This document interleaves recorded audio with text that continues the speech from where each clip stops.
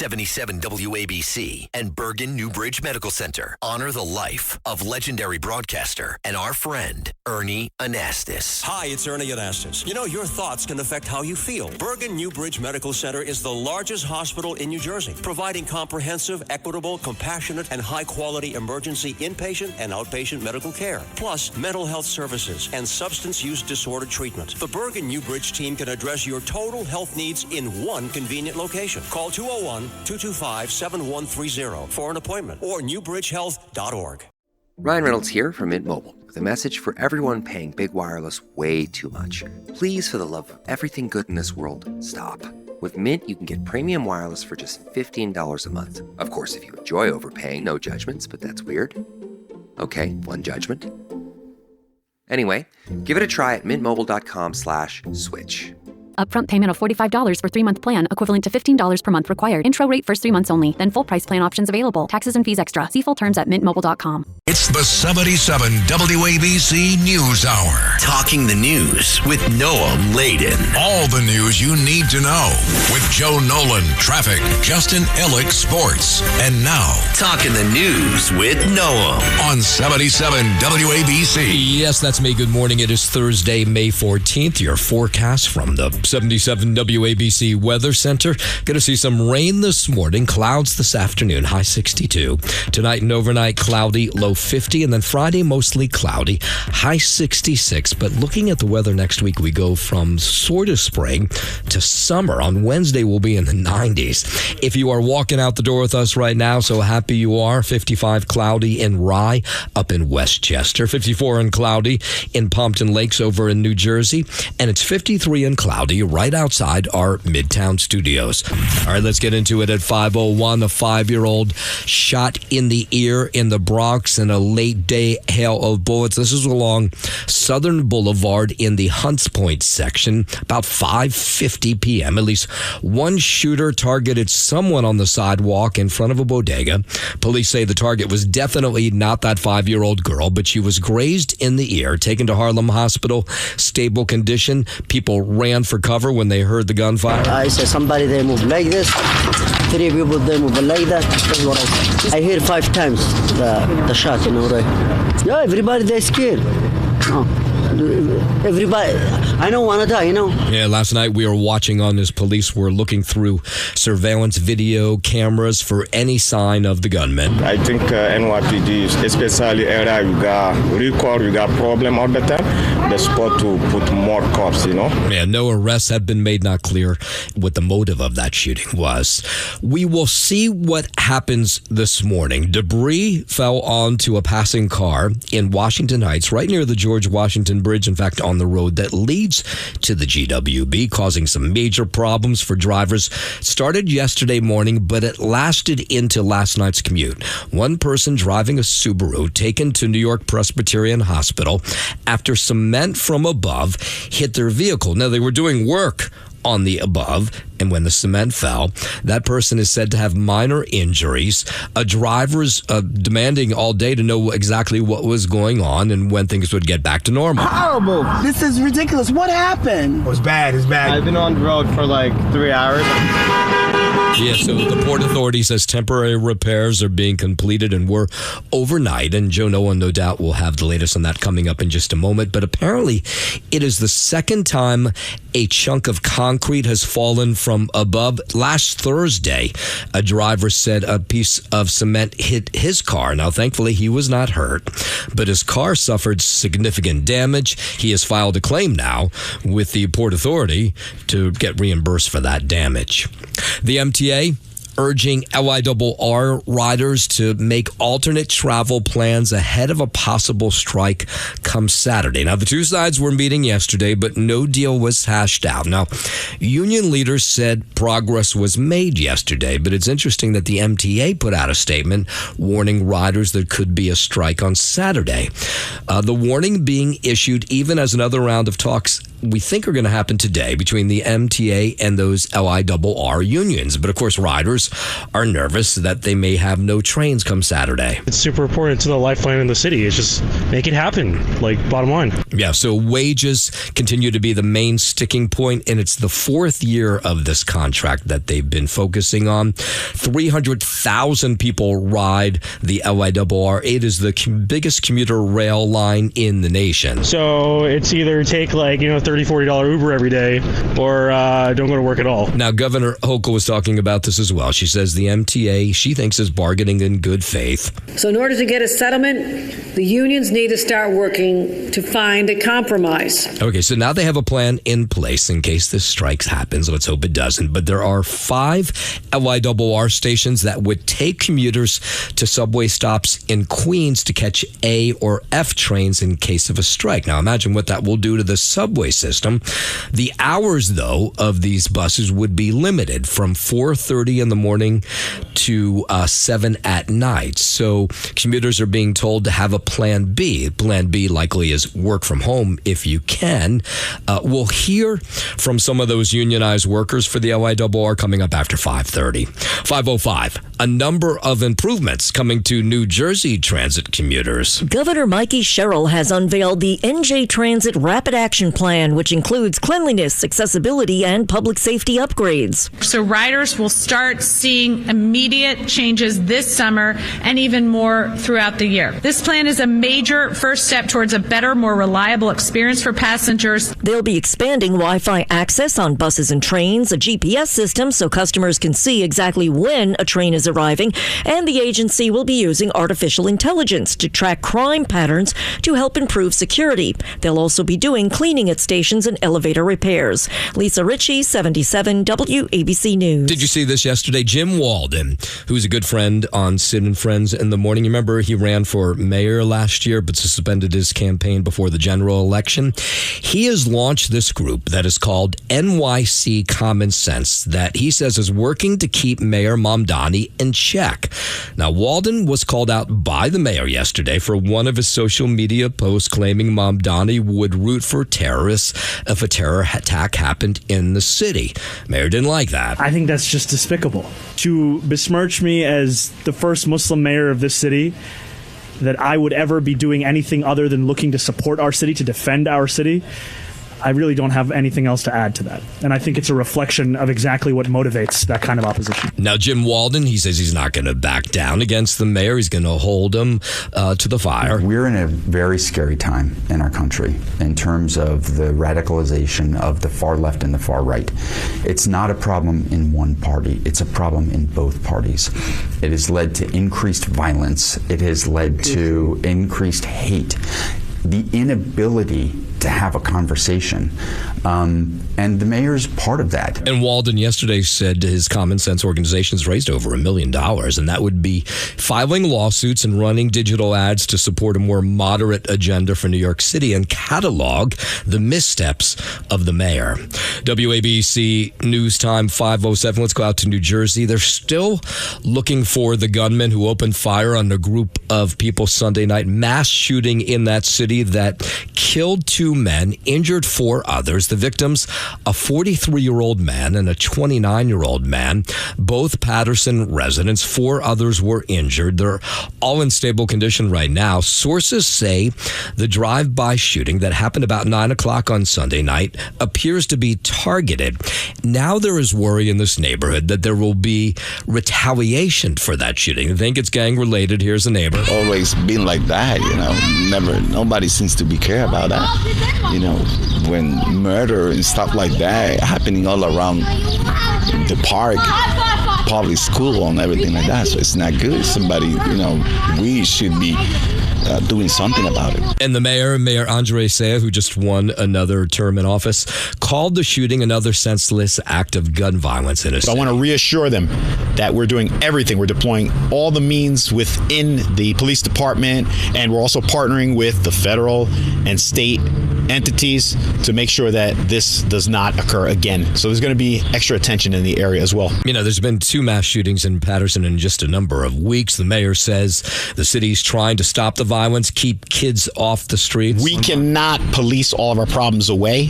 That's why we take such a holistic and compassionate approach to the way that we pursue public safety. We've invested heavily in parks and recreation so that young people in Patterson do not succumb to the scourge of the streets, and they have a positive outlet for them to flourish. Yeah, but so far, no sign of that gunman in that mass shooting on Sunday night.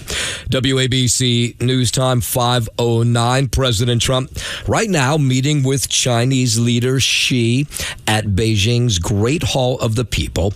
Now, the president spoke before the meeting. He praised the Chinese people. It's an honor to be with you. It's an honor to be your friend. And the relationship between China and the USA is going to be better than ever before. Now, the president's visit to China comes as the war in Iran continues. And that's significant because China is Iran's biggest trading partner. That close strategic relationship expected to result in some pretty pointed discussions between Trump and Xi today. You're a great leader. I say it to everybody. You're a great leader. Sometimes people don't like me saying it, but I say it anyway because it's true. I only say the truth. And the president continues to tout the importance of this meeting that's taking place as we speak. So I really look very much forward to our discussion. It's a big discussion. There are those that say this is maybe the biggest summit ever. They can never remember anything like it. The two leaders expected to discuss a number of topics, including Taiwan, AI, artificial intelligence, supply chains, and national security. President Trump has been joined on this trip by a group of high-profile tech bosses, including NVIDIA's CEO Jensen Huang, Tesla's CEO Elon Musk, and Apple CEO Tim Cook. WABC News Time 5:10. We were talking about the war in Iran. The cost of that war apparently has risen to $29 billion.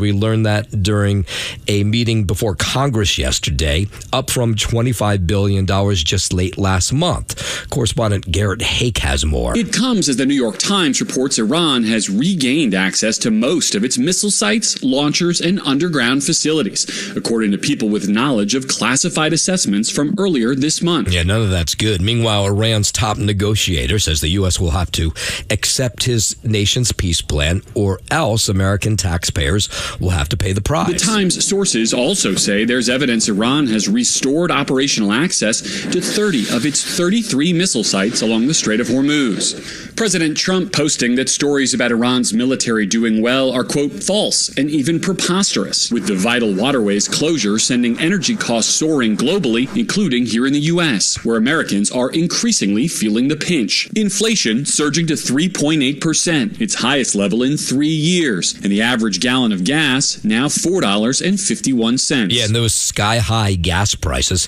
putting another spotlight on domestic oil production. The Keystone Pipeline would transport crude from Canada to Texas. It's getting another green light to build this thing. If this pipeline goes through, I think other pipelines will be built.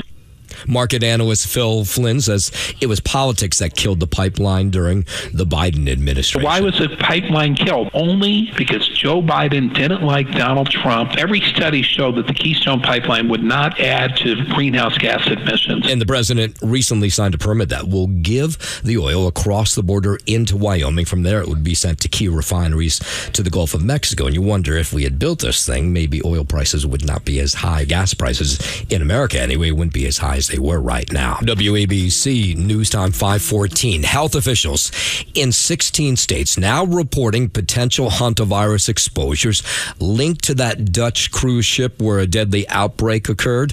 More on that from correspondent Maggie Vespa. Health officials say most of the cases involve people who left the ship before the outbreak was identified, or others who traveled with exposed passengers. They add all are asymptomatic and isolating at home. More than a dozen Americans evacuated from the cruise ship still under observation today at the National Quarantine Unit at the University of Nebraska Medical Center.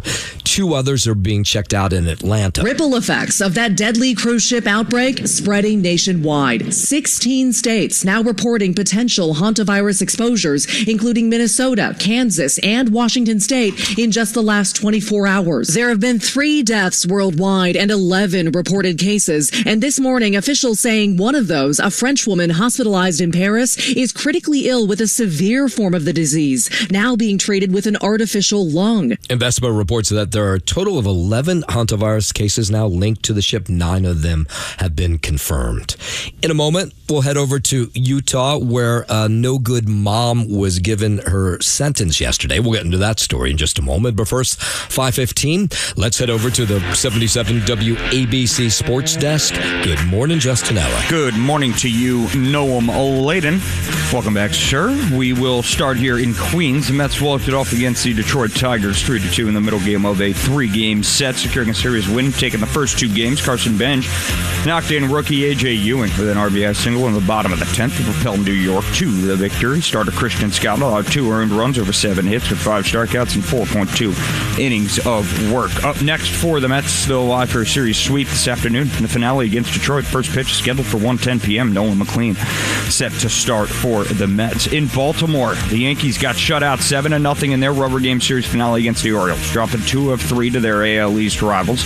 Ace Max Fried was pulled with a sore elbow after only 3 innings. With the score 3-0, he is expected to be examined by the team physician at some point today. But those words, sore elbow, that does not tell me anything good about that situation, especially since Fried hasn't looked great in his last couple of starts. Velocity's been down, and now we've got a sore elbow, yada, yada, yada. We know what that can turn into, and we hope it's not that. New York has lost 5 of 6 games, and Fried will be examined today. Anthony Volpe went 0 for 3 with an error in his first game since Yankees brought him back from the minors on Tuesday. Up next for the Yankees, an off day today before a 3-game road series against the crosstown Mets starting tomorrow night, first installment of the Subway Series. NBA last night, final from Detroit. Cavaliers beating the Pistons 117-113 in Game 5 of the Eastern Conference semifinals. I was shocked by this. Cleveland now leading that series 3-2. How about that? I mean, could it's tonight they could finish them off, or tomorrow? No, it'll be tomorrow night. But it's in Cleveland.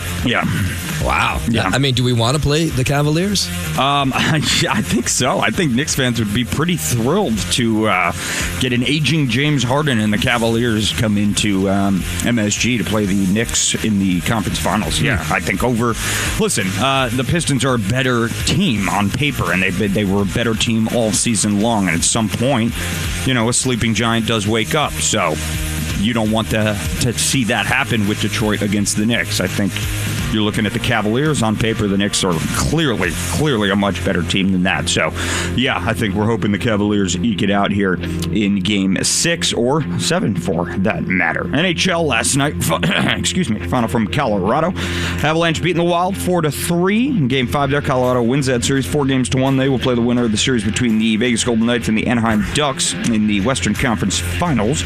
And speaking of that series, it'll pick up tonight at 9:30 p.m. with Game 6 between Vegas and Anaheim. Vegas leading 3-2. Also tonight on the ice, the Canadiens and Sabres will pick up their Eastern Conference second round action with Game 5, with that series knotted at 2 games apiece.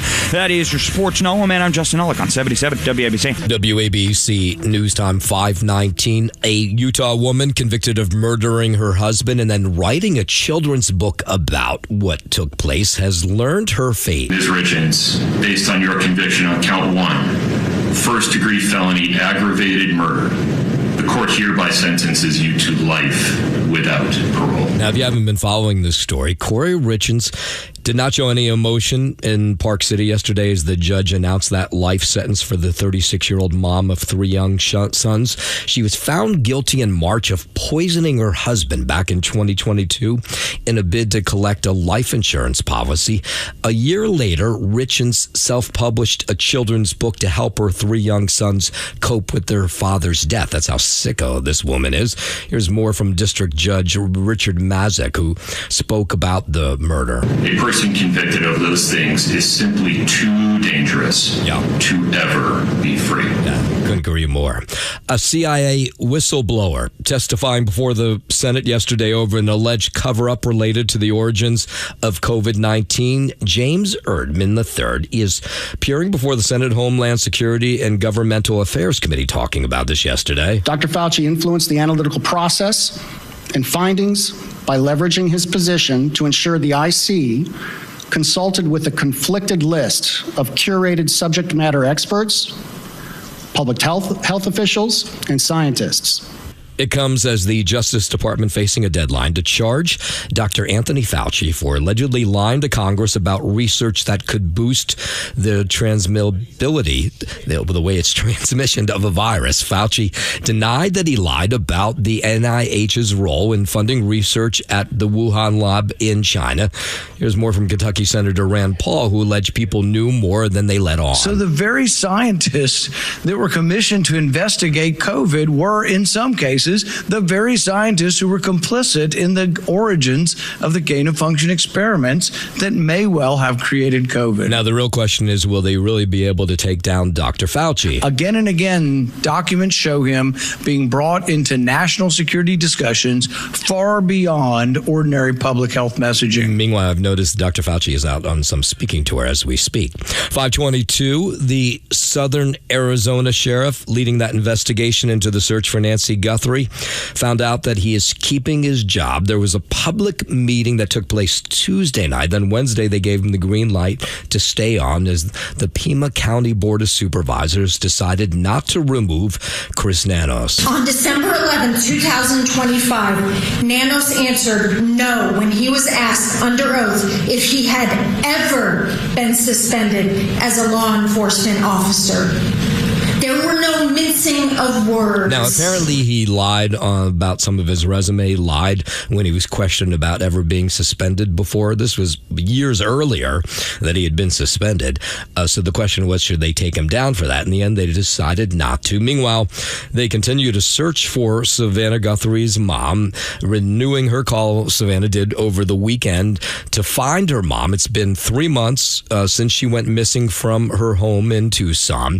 Retired Phoenix Police Commander Jeff Hines says it is a tall order to find her now because so much time has passed and it's harder to find new evidence. They no longer have fresh evidentiary trails to follow, and unfortunately, unless you get more, you are stuck. You could throw stones at this from many different angles, but the bottom line is she's still, her body is still out there and it's outstanding. It is amazing that they've got nothing on her with so many people working on this case, but Sheriff Nanos told a reporter over the weekend that his department was closer to solving the missing persons case, but did not detail what new evidence they had found. 524 down to Texas, where the death of 6 people whose bodies were found inside a shipping container at a rail yard in a Texas border town is likely connected to a larger human smuggling operation that may be using a Union Pacific train line to move migrants from another town nearly 200 miles away. At least that's the initial part of this investigation. They're trying to figure out how these 6 people found inside this boxcar died. An autopsy will probably take place is to determine the cause and manner of the death of the victims in this case. And from there, we'll go ahead and proceed with other facets of the investigation. Now, those bodies were discovered Sunday during an inspection at the rail yard in Laredo, Texas. That's not far from the U.S.-Mexico border. No survivors were found. Included in this group is a teenager. It's a very early phase of the investigation. There's not a lot to reveal right now because we just began the investigation so far. Now, one thought is just the heat inside that car. The medical examiner says temperatures reached as high, likely as 105 degrees in that boxcar. 525, Vice President J.D. Vance says a lot of funding will be shut off to states that don't take fraud seriously. He's leading the Trump administration's crackdown on fraud and yesterday announced a $1.3 billion deferral in Medicaid reimbursements from California. There are California taxpayers and American taxpayers who are being defrauded because California isn't taking its program seriously. Now, the crackdown has an emphasis on states' social service programs. Vance says it appears mainly blue states are not taking this fraud seriously. These fraudulent healthcare providers are getting rich by giving people medications they don't even need. It's a defrauding of the American taxpayer, but it's a violation of the trust that should exist between every American and the people who prescribe the medications. And then after this was all over, he made that fraud announcement yesterday. Reporters were asking him about President Trump saying that maybe he and Marco Rubio should have have some sort of ticket for the 2028 presidential election. So he talked about this a little bit. I just don't think it sounds like the president of the United States to have a televised competition for who would succeed him as his apprentice. I just think that's not at all what you would expect the president to do. Yeah, he's kind of joking about it, but Vance talks about his relationship here with Marco Rubio. I love Marco. I think he's a great Secretary of State. He's become a very, very dear friend. But I think both of us are very much focused on accomplishing the American people's business right now. Of course, it's really interesting that the two could really face off against each other in a Republican primary. President Trump was the one who started all this. Maybe you missed it. It was earlier this week. They asked him about who he would choose. Would he pick Secretary of State Marco Rubio or his Vice President J.D. Vance as the presidential contender that he'd like to see then? Who likes J.D. Vance? Who likes Marco Rubio? All right. Sounds like a good ticket. J.D. That was a perfect ticket. Yeah, he did emphasize at that event that he was not endorsing anyone, at least not yet. It's the 77 WABC News Hour. Talking the news with Noam Laden. All the news you need to know with Joe Nolan, traffic, Justin Ellick, sports. And now, Talking the news with Noam on 77 WABC. Yes, that's me. Good morning. It is Thursday, May 14th. Your forecast from the 77 WABC Weather Center. Going to see some rain this morning, clouds this afternoon, high 62. Tonight and overnight, cloudy, low 50. And then Friday, mostly cloudy, high 66. But looking at the weather next week, we go from sort of spring to summer. On Wednesday, we'll be in the 90s. If you are walking out the door with us right now, so happy you are. 55 cloudy in Rye up in Westchester. 54 and cloudy in Pompton Lakes over in New Jersey. And it's 53 and cloudy right outside our Midtown studios. WABC News Time 540. Someone texted me last night that they said something's going on at the Gershwin Theater. Sure enough, something was. 11 children, one adult hurt in an escalator accident at the Gershwin last night. That's the theater that's showing Wicked. And not exactly sure what happened, but the escalator malfunction suddenly jolted. It threw people on it forward. The child's shoelace may have gotten stuck. That's what they think may have started it all.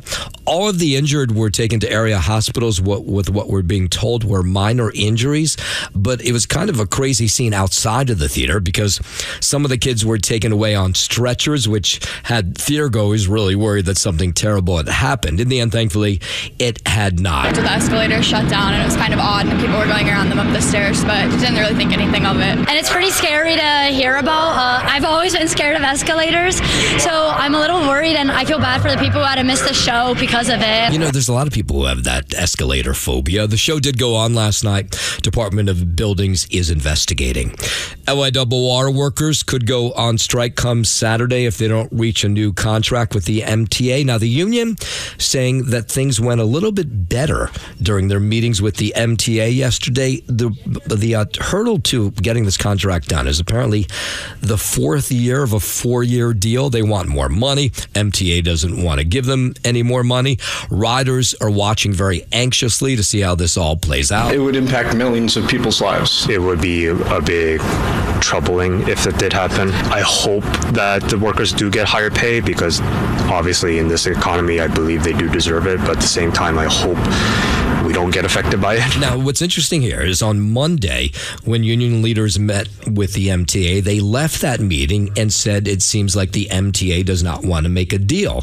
Now, yesterday, they came out saying they're closer to a deal, so that's a good sign. There's no sense of urgency from the MTA. Here we are a couple days before a strike, and there's no real movement. Yeah, so that was the union from Monday. So riders just waiting to hear good news. We need a more sustainable solution to have government intervention to fund the MTA such that the burden doesn't fall on the commuters. Scheduling problems would happen because we would have to follow this train schedule and not our own time schedule. Yeah, so it would be the total nightmare if this happens. The MTA would run free shuttle bus service from a limited number of LIRR stations to the subway system, and then you'd have to get on a subway to go the rest of the way into the city, which would crowd the subway. None of this would be good. So let's hope they can work something out. They still have a couple more days. While we're out on Long Island, A former Bayshore, Long Island teacher convicted of sexually abusing multiple children was sentenced yesterday to up to 50 years behind bars. The judge sentenced 77-year-old Thomas Bernagozzi, with the Suffolk County District Attorney Ray Tierney calling him one of the worst, most prolific child predators the county's ever seen. For the first time in his life, he has been identified for who he has been for well over 30 years, and that is a pedophile. Now, Bernagozzi arrived in court in handcuffs yesterday. You had two people who delivered victim impact statements before the sentence was handed down, including the mother of one victim who described the lasting harm her son has endured. Now, this guy was a teacher for a long time. He started at Clarkson Elementary and Gardner Manor Elementary, 1970 till 2000. And they think there's more victims out there who have not come forward. Now, Bernagozzi claims he has done nothing wrong. He maintained his innocence during these victim impact statements yesterday, so we got no apology from him in court yesterday. Here's his lawyer. He maintains his innocence. So they're looking for my client to come in and say, oh, I'm so sorry, but he didn't do anything. There's nothing to be sorry for. Yeah, they didn't get that apology. Bernagozzi's attorney says he plans to appeal. In a moment, we'll tell you about how some towns are fighting back against those mega mansions that are going up in the suburbs. We'll get to that in just a moment. But first, 5:45. Let's head over to the 77 WABC Sports Desk, and here's Justin Ellick. Thank you, Noah Maladen. Sports sponsored by Pete Morgan of Peerless Boilers. Go to peerlessboilers.com to find a deal near you. Peerless Boilers, the world's best built boilers. We'll start out here in Queens. Mets walked it off against the Detroit Tigers 3-2 in the middle game of a 3-game series, securing a series win and taking the first 2 games. Carson Bench knocked in rookie A.J. Ewing with an RBI single in the bottom of the 10th to propel New York to the victory. Starter Christian Scott allowed 2 earned runs over 7 hits with 5 strikeouts and 4 2/3 innings of work. Up next for the Mets, they'll buy for a series sweep this afternoon in the finale against Detroit. First pitch scheduled for 1:10 p.m. Nolan McLean set to start for the Mets. In Baltimore, the Yankees got shut out 7-0 in their rubber game series finale against the Orioles, dropping 2 of 3 to their AL East rivals. Ace Max Fried was pulled with a sore elbow after only 3 innings. With the score 3-0, he is expected to be examined by the team physician at some point today. All the while, New York Yankees fans holding their breath. New York has lost 5 of 6 games. Anthony Volpe went 0 for 3 with an error in his first game since the Yankees brought him back from the minors on Tuesday. Up next for the Yankees, an off day today before a 3-game road series against the aforementioned Crosstown Mets starting tomorrow night. Head to the NBA. Last night in Detroit, Cavaliers over the Pistons, 117-113 in the Eastern Conference semifinals. So Cleveland jumping out to a 3-2 advantage in that series. Of course, the winner of that Eastern Conference semifinal series will meet our New York Knicks in the conference finals. And let's head to the ice as well. Final from Colorado. Avalanche over the Wild 4-3 in Game 5. There's Colorado wins that series 4-1. They'll play the winner of the Vegas-Anaheim series. The winner of that will meet Colorado in the Western Conference Finals. And speaking of that series, it's Golden Knights and the Ducks tonight at 9:30 p.m. Game 6, Vegas leading that series 3-2. Also tonight on the ice, the Canadiens and Sabres will pick up their Eastern Conference second round action. Game 5 there. Series knotted at 2 games apiece. That's a 7 p.m. start in that one. That is your sports, sponsored by Pete Morgan of Peerless Boilers. Go to peerlessboilers.com to find a deal near you. Peerless Boilers, the world's best built boilers. I'm Justin Ellick on 77 WABC. One Long Island town is rolling out zoning changes against mega mansions on suburban lots. They're building these mansions. They're just so big. Driving out on Long Island, you might spot a couple of newly built homes that tower over neighboring lots. Well, the Hempstead Town Board is setting some limits on home sizes as part of an effort to cut down on so-called McMansions. The town held a series of hearings on a zoning change that will reduce the amount of space you're able to build on a residential lot. They infringe upon your next-door neighbor's privacy. The builders are buying them, knocking them down, and putting up $1 million homes that no one can afford. Hempstead Town Supervisor John Ferretti and the board unanimously passed the new coding laws after some debate and comment. Critics of the change say homes in America's first suburb of Levittown were not built to meet modern needs. Permits already given out will not be revoked. However, those on hold can still be reviewed. I'm Liz Radabali for 77 WABC News. WABC News Time 5:50. Yesterday was NYU's graduation down in the West Village, and as they were graduating seniors, someone looked up into the sky above one of NYU's buildings, and there was a flag there that had a Jewish star in the middle and two swastikas on either side of the flag. It appeared to resemble a purple version of the Israeli flag. Nobody knows where the flag came from or who put it up, but these seniors who are graduating say they were pretty surprised to see it. They spoke to CBS 2. It's just disgusting, actually, kind of repulsive. It's hurtful. Whenever I see, this sort of thing, it's honestly, shocking. Yeah, so those students said the display does not reflect their experience at NYU. They're shocked to see it. We are one family, and it doesn't matter our colors, race, or backgrounds. This is the time we celebrate. It's not the time to show hate.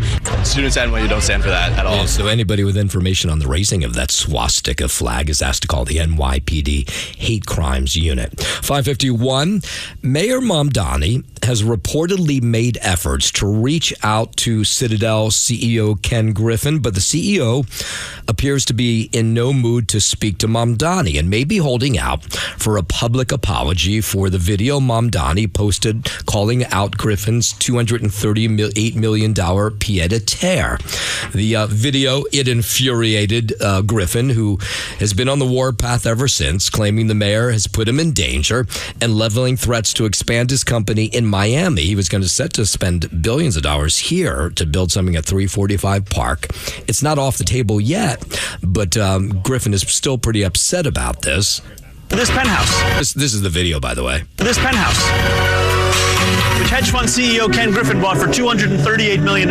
This pied-à-terre tax is specifically designed for the richest of the rich. So that was the video that he shot right in front of Griffin's home. Stephen Fulop, who's the president for the Partnership for New York, which is a business civic group that represents the city's top CEOs, told NBC yesterday that he has seen Griffin and that Griffin is not really in the mood to talk to Mayor Mamdani just yet. It hasn't happened. And look, if you're Ken Griffin, right, and you were singled out and vilified as if you've done something wrong, and the reality is that you donate hundreds of millions of dollars to philanthropy, let alone paying billions of dollars in taxes, and somebody wants to have a private conversation without a public apology or public recognition that was a mistake, you probably wouldn't want to have that conversation either. Now, President Trump told Sid on Sid and Friends in the Morning on Tuesday that Ken Griffin is in the right here and the mayor's in the wrong. And the mayor has tried to explain his video away, sort of. Here's what he had to say during a news conference. That home, when it was purchased, was the most expensive home in the United States of America.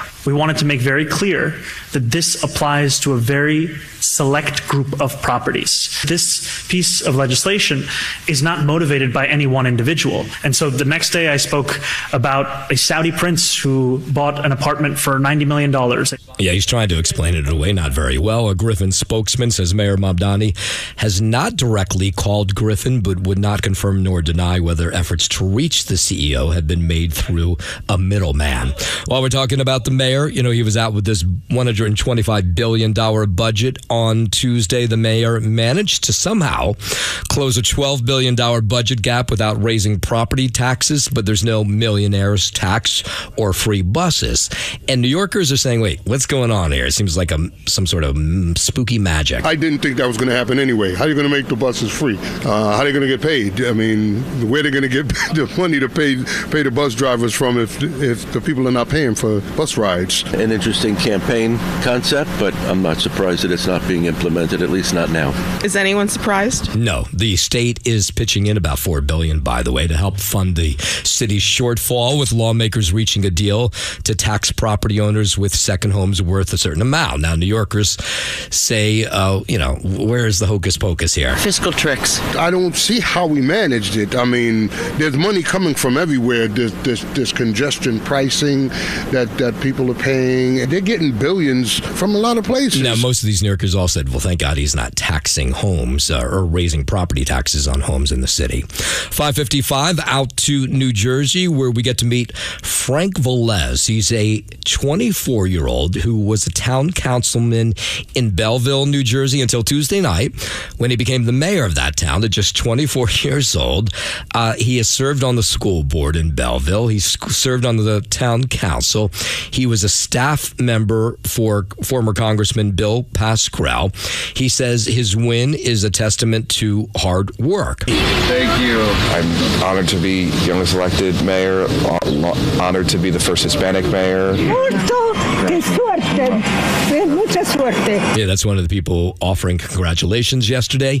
Incumbent Michael Melham, he was facing a lot of backlash for his handling of that massive warehouse fire last week that shut down schools for more than a week. Velez was asked about that last night. Well, I've heard a lot of concerns about the virtual learning. I think they were thrown into really a historic situation. Yeah, well, at 24, that makes him the youngest mayor in the state of New Jersey.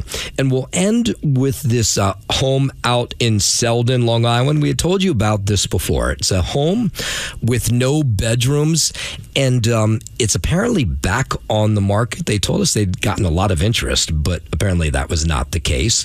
So it's a 446 square foot home in Selden that went on the market in March with a sale price of $329,000. And they had told us initially there was a lot of interest, but it is not sold. They took it off the market, and now it's back on the market again today. Life doesn't come that easy for a lot of people. And to somebody, not just me and my wife, but to somebody else, that could be a castle. Yeah, so that's the guy who lives there now. He says it's been okay having no bedroom. I don't know how you don't kill each other in a 446 square foot home. I would kill somebody. But the tiny home on Waiona Avenue has been relisted on Zillow it was $329,000. Now they've relisted it at $295,000. So it's at a $34,000 price break.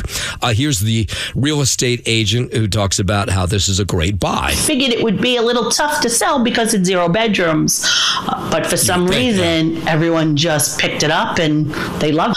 Newlyweds would love it because it's cozy. Or if you're single and you buy it and you meet someone, now you've tested the relationship, you know if you want to move forward with them. That sounds like a real estate agent. Thanks for listening to the News Hour with Noam Laden. You can hear the News Hour with Noam Laden weekday mornings at 5 on 77 WABC. If you like the podcast, share it with your friends and listen anytime at WABCRadio.com and download the WABC Radio app. Hit that subscribe button on all major podcast platforms. Plus, follow WABC on social on Instagram, TikTok, Facebook, and X. See you next time for a new episode so you never have to wonder. What the heck is going on here?